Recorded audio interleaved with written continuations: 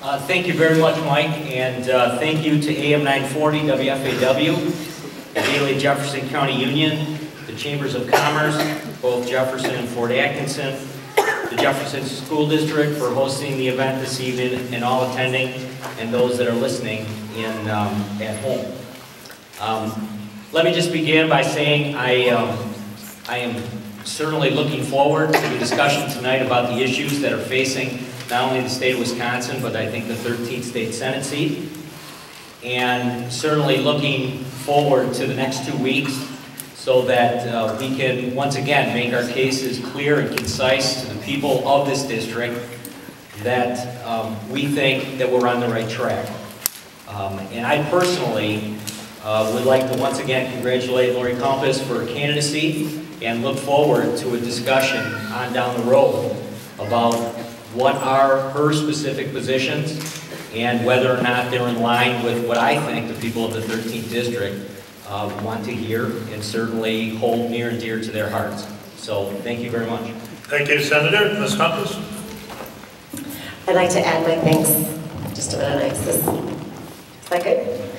I'd like to add my thanks to Michael Klisch for moderating, and to WFAW, the Daily Union, and the Chambers of Commerce in Jefferson and Fort Atkinson for hosting tonight's event.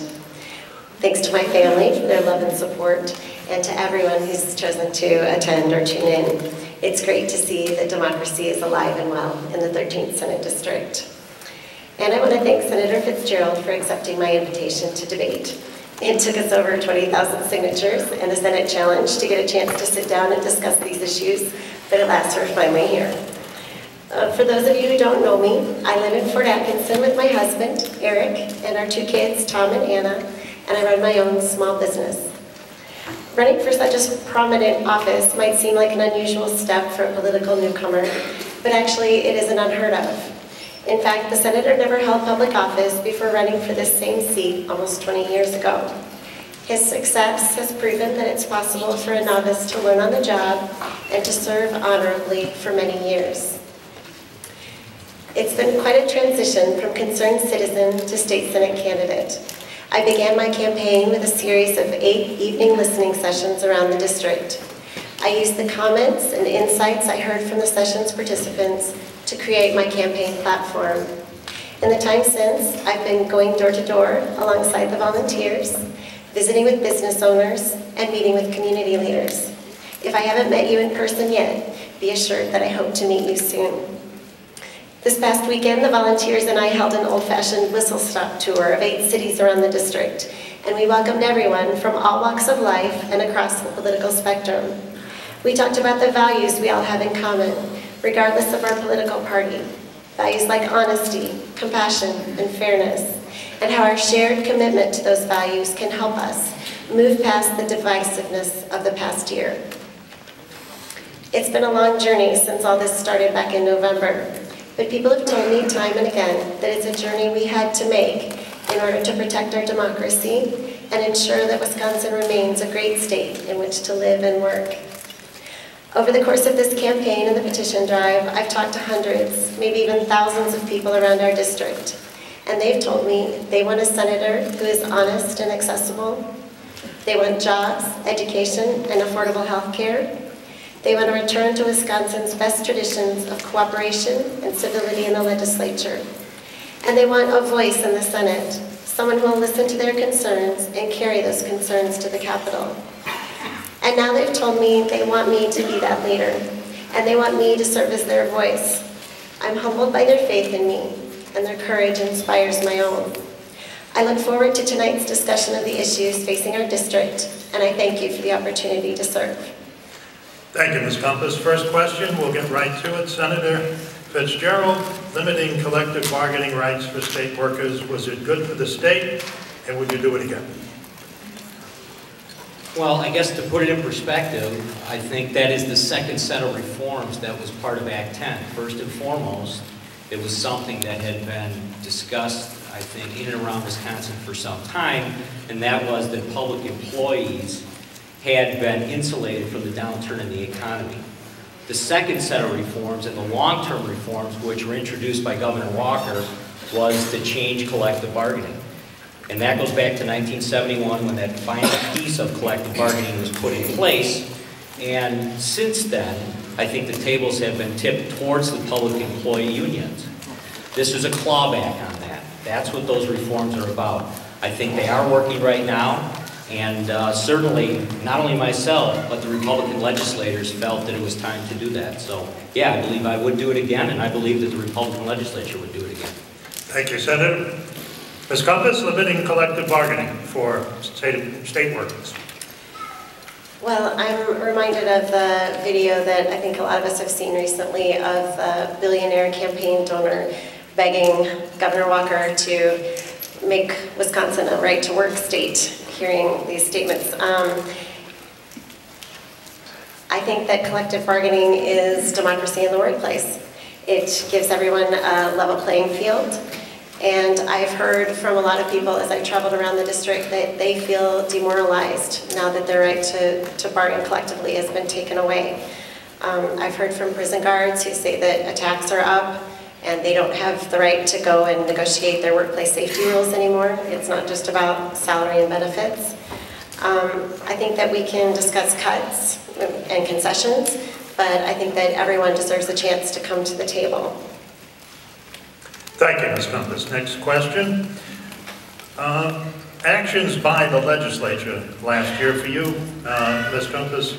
Senate Democrats literally hid out to avoid voting on a bill they were opposed to. Had you been in the Senate, would you have followed them to Illinois? Well, if I'd been in the Senate, we wouldn't have needed to go to Illinois.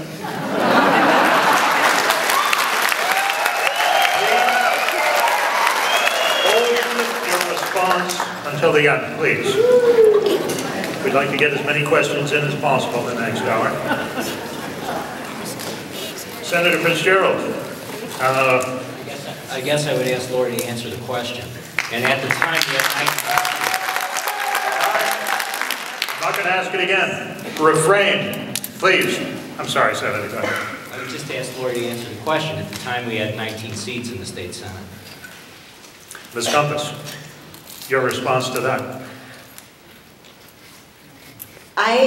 I think that it's important to give people time to understand what's in a bill, especially a bill with the sweeping changes that this one had. I think, for one thing that, sorry, I'm nervous. One thing that came to light after the senators fled the state was the fact that that bill contained a provision to sell state-owned power plants on no-bids contracts. So I think that that never would have come to light if it would have passed as rapidly as Governor Walker had said he wanted it to pass.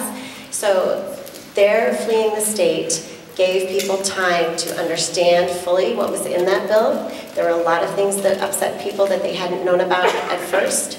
And so I think since our state does not have a filibuster and there's really no way to allow debate, I think I would have gone, yes. I think it was the right thing to do. Thank you, Ms. Compas.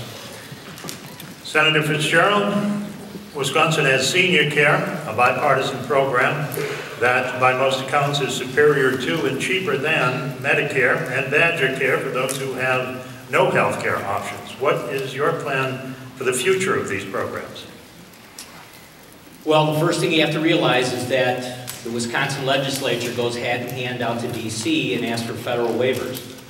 But in the instance of senior care, there has been an absolute bipartisan commitment to continue to make sure that there's enough MA dollars available for that program.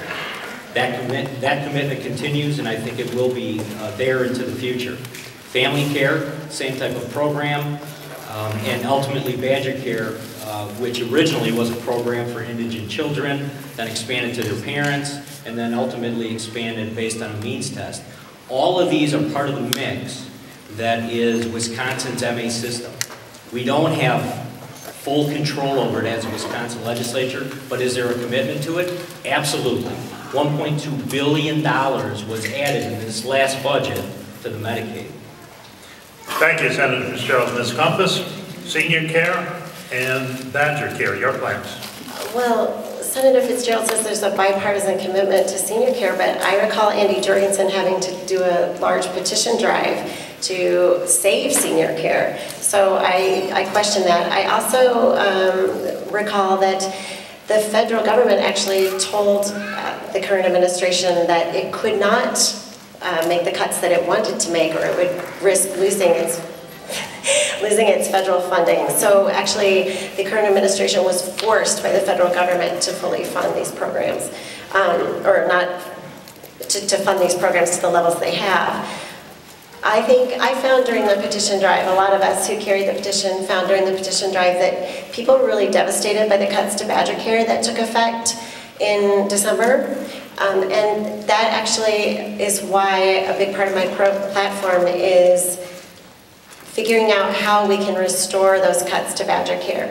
I mean, when you see people who are just at their wits' end about how they're going to pay these increased premiums, or these people who've lost coverage entirely, or people who missed one payment and now are kicked off for a year, that is heartbreaking. We have the money, we've just given tax breaks to the wrong people. We need to restore Badger Care for our working families and our farmers. Thank you, Ms. Compas. Next question, a little different for each candidate, but the same issue. Ms. Compas, are you willing to loosen regulations for any business, including mining, in order to bring jobs to distressed areas? We have a good mining bill on the books, and I think if mining companies want to abide by the law, they are more than welcome to come to Wisconsin. I think it's a mistake to allow mining companies to write their own mining law. I think it's a mistake to allow companies to come in and bend the rules. I think it abuses companies that are following the rules to allow some people to run around the rules. So no, I would not support bending the rules for certain mining companies. Thank you, Ms. Compas. Senator Fitzgerald, you formed a committee to come up with a bill.